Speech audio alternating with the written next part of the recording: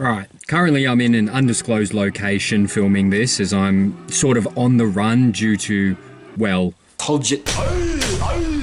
the events that have transpired. Nevertheless, that's not going to stop me from my true driving passion of horribly analysing shitty football games. Let's dive right in. It's obviously going to be a quick one, you know. It's pretty fucking cold in this bitch. The cars driving past me are giving me intense feelings of paranoia, and I worry that I will be slowly slipping into schizophrenic mania as the days progress and time continues to send me down this interesting and always adventurous pathway of what the fuck are my dogs and the cats? Bro, I fucking hate tipping. It was a long shot going for the dogs, and I should have known that. I should have known that the hero of the fucking beef was meant to be Bailey Smith. That was kind of the position that everything was poised to like be in and like play out. The good guys won in the end. Big Bazalenka, he didn't get into a scrap with everyone on the field, and God rewarded him with his team winning. I don't fucking some shit. It was a great game. Ripping fucking classic game. I was a little bit worried that some points throughout it that the dogs weren't going to be able to hold on and keep it as thrilling. But then, you know, they managed to pull back. I think it was like 5 goals or some shit, or around 20 points or something, to being level scores towards the end of the game. And, you know, it was just, it was another great solid performance by the Cats, and another one that sort of solidifies them just as that powerful fucking prominent team that they're going to be this year and are most years. And the Dogs fucking should have won. They had much more scoring shots. Just look at the scoreline. That's insanity. And I think within those points was like 5 times that it hit the post. That's crazy. Jeremy Cameron's a fucking gem, not just for his time at the Giants, but just the general way that he plays. I think he's a fucking legend. I think he's one of the GOATs, undoubtedly. Seeing him in this great form is awesome. He's leading the Coleman as a fucking small forward. Big Jez kicking 6. That's fucking awesome. That's wicked. You gotta love it. You know, the beef between Bevo and Kane as well. That's pretty funny. Kane Corns is trying to fight everyone on the planet of the face of the planet Earth. Everyone fucking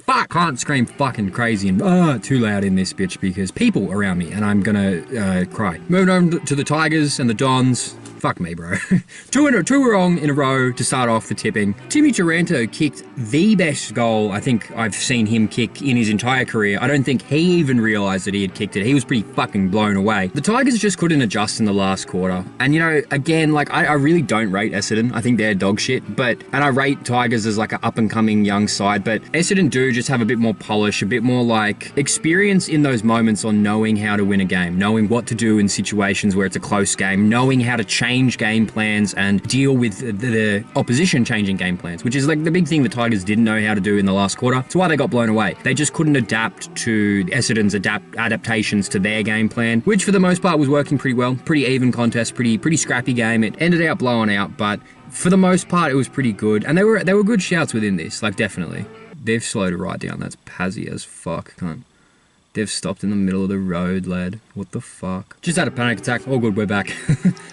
Also, got a shout out, I don't know his name, but the young fella for Essendon having his first ever game in the Dreamtime round at a sold-out round at the G, kicking 3 goals in the first half of the game and like doing an incredible mark that ended up being a goal in the goal square. You got to be fucking happy to see that. Every time a young player comes out and starts with a really fucking like impressive first game, I guess, or impressive performance in whatever, it's always cool to see. And I think under the pressure that he would have been in as that being his first performance, you know, big moments, big lights, big crowds, it's fucking cool to see. And it sets him up for an excellent career going forward. Whether or not he continues the momentum, that's a pretty tall task. It's cool to see in your first game. You'd feel fucking amazing. That'd be one of the most electric feelings you could possibly have. Anyway, moving on to the best game of the round, of course. Not the best game. Nah, probably not. But the best result, you know, the Giants and the Blues. Come on. Check your fucking watches, boys. It is Toby time. Toby's 250th. He's just too fucking good. He could not be stopped. If he was kicking straight in like some of the shots that he definitely could have taken, like he managed to do the classic Toby thing of hitting all the hard shots and missing most of the easy ones. But yeah, like I think that was some shit like his 5th best rated game on the champion data shit, like in his entire career. And he really fucking took the team on his back, stood up in a moment where we had a few outs throughout the midfield, you know, that was looking a little bit depleted. That didn't fucking matter. Didn't bother us. We were just too fucking good. Lee Kalia played out of his skin. Darcy Jones played pretty great as always. I really liked what Cadden was doing when he got up further up the ground. Again, his marking ability just in the deep, In the deep 50, it's a little bit lacking from where I'd like it to be, but overall the shit he was doing is pretty good. It looks like there's stuff all over my face. I guarantee you I've just got a dog shit dirty windscreen, which I should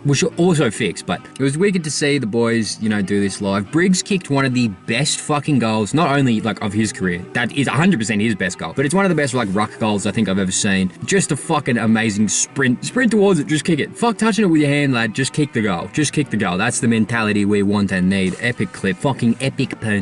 But it was so funny being like one of the only 5 Giants supporters in that entire venue, just losing my mind, going ballistic at that, and everyone around me being dead fucking quiet, be like, no, there's nothing. Oh, it's just a bad team defense. Come on, cunt. Briggsy, he's a fucking jet. You can't deny it. But no, that was also like just a funny thing to watch, like the fair weather Carlton fans all leaving halfway through the last quarter instead of sticking it out. You paid your tickets. Watch your team lose with a bit of fucking honour and value. But no, that was, it was a good win. We should have theoretically won. I don't think Carlton played dog shit. They just, again, their game plan just has errors. Their forward line is, I don't know, they just have, like, the lack of small forwards thing isn't even necessarily the problem. It's just their entries. The way that they're entering and the way that they're trying to utilise their players, I feel like, is working most areas on the ground, just not in that forward conversion. And it's a shit spot to be in as Carlton, but there are other teams that are in shittier spots, and yeah, I'm just happy I got to go see it. Toby 250, let's go, brother. Come on, forever. Best Giant of all time? Question mark? Probably. Hawks Lions. Look, the Lions made the Hawks look mid. Pretty mid, like mid as fuck. And the Lions form slump is unfortunately just over. I thought they were going to fall away for a little bit. Got this one wrong as well. Thought that Hawthorn were going to be able to fucking find a bit of that exciting form, but no, not at all. Brisbane was doing what Hawthorn wanted to do and restricting Hawthorn's response to that. And it was pretty comprehensive across the entire game. Sicily giving away 50 metres in the last like fucking quarter or some shit, I don't know. Stupid 50 is given away, and him just playing like shit in general. Their team's in a weird spot right now where their quality isn't even bad. It's just like we know what they're capable of and where they should be performing, and they're sort of far below that. So it's not like a performance where you'd be super fucking filthy with yourselves as a club. You'll turn it around in due time, but without Will Day in the center, they look a bit weaker. And I think when players like Nick Watson has a really quiet fucking day where he isn't there on the field, it feels like it just shows the, not lack of depth, that's the wrong word, but like the reliance on key moment players and key moment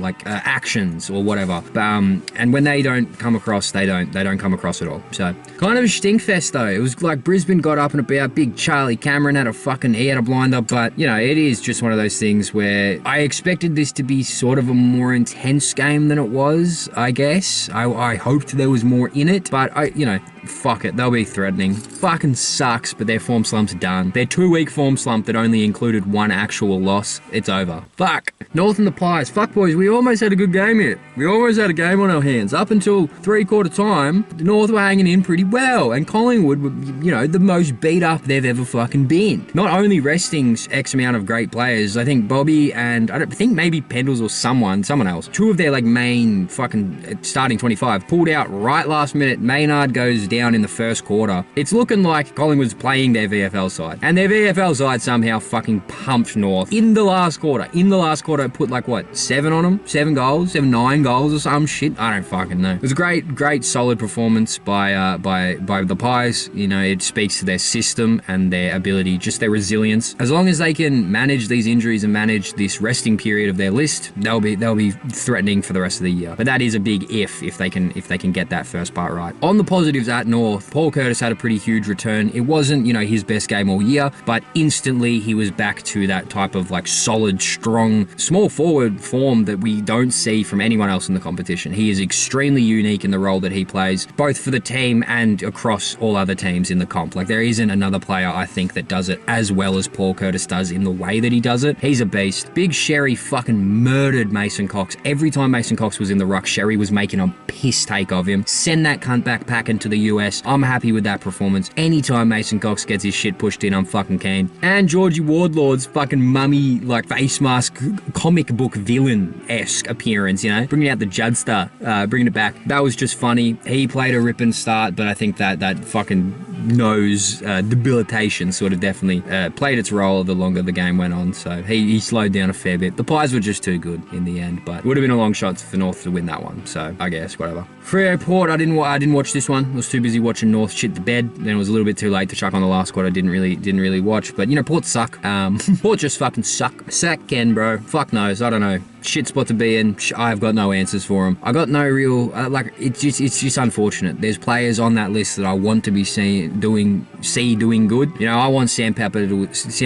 Fuck. I want Sam Pepper. I want SPP to succeed, and he's not getting it there. Eagles and Crows again, almost had a pretty good game on our hands here. The first half was pretty fucking convincing from the Eagles, which sounds crazy, but they were managing to keep in the game pretty well and managing to restrict Adelaide in certain facets. Now this changed as the game went on, and Adelaide ran away with it again. Flex of the muscles, they're just the more dominant club. They just are. But you know, it was through out muscling the pressure of the Eagles. It wasn't that the Eagles just didn't turn up on the day. Yes, they shut off in the second half of the game. Sure. They were doing a lot of good things in the first half, and I still think that their coach is like in a pretty good... The way he speaks in after-game press conferences and shit like that is a good indicator of where he wants to take the team and the way that he is coaching. I think there's light at the end of the Eagles tunnel. Not this year, but in a couple of years, hopefully. Melbourne Swans, Melbourne really need to figure out their shit going inside the forward 50. Like, their entries and their targets are so fucking bad. I wrote it down. Like,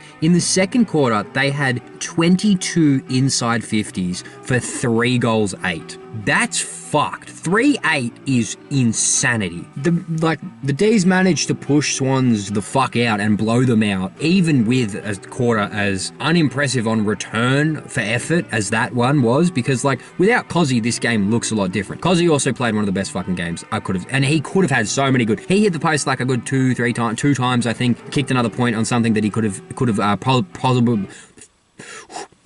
possibly got.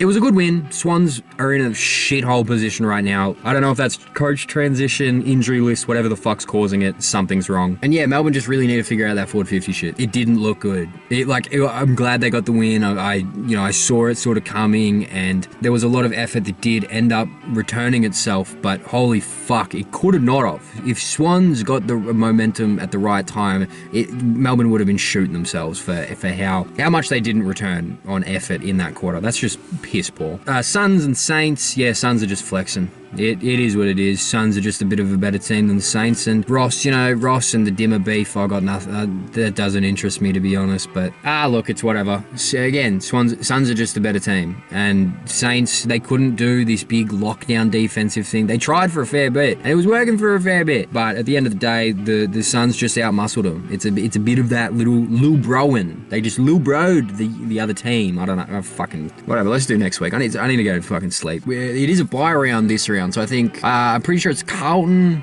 Port, someone else, obviously. There's buys this round. Thursday night, we got the Lions at Essendon at the Gabba. The Lions are going to pump them. No chance on this fucking battered Essendon list that is just continually getting more and more injured. There's no chance that the Lions don't win this one. I'm thinking 30 points minimum, and I'll be fucking pissed off at Brisbane if they don't pull this one out. You can't go beat the Hawks at the fucking G, then lose to Essendon at your home. Just can't happen. You're gonna fucking win this one. Now, Pies and the Hawks at the MCG is really fucking interesting. Does the injuries of the Pies mitigate their chances? Does it add to their fucking chances because of how strong their system is? Have Hawthorn are they gonna be able to respond after their fucking bad performance last week and a general slump over the past couple of weeks? I don't know. This is a very interesting game that I truly think could go either fucking way. I'm leaning towards Collingwood just because I think their system is so fine-tuned at the moment that it doesn't really matter what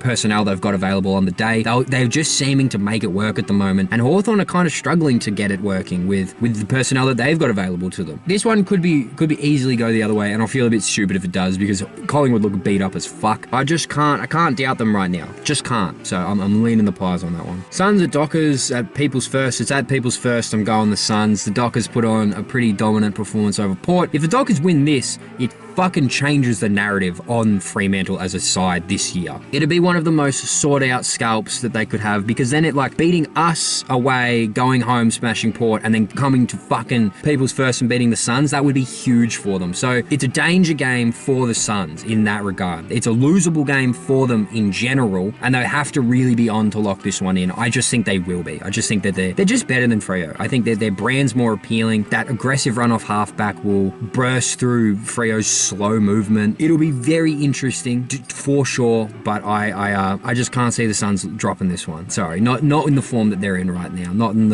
the space they know that they're in this year. Like if they win this game, they're basically locked for the top 8. I'd say. It's pretty rough. You can't really say, but it's just a good spot for them to be in before the bye period for that. So I can't not pick the Suns in this one. Giants and Richmond, similar. I just can't not pick us. We could lose. We could go out and lose this one, and I'd fucking do something dangerous to either myself or those around me. Not quite sure yet. I'll figure that out when the time comes. If it comes, hopefully it won't. Yeah, I don't know. Not much to say about this one. The experience of Richmond. We play a pretty frantic game. It could be fun. There'll be big moments. I see it being a fucking aggressive game.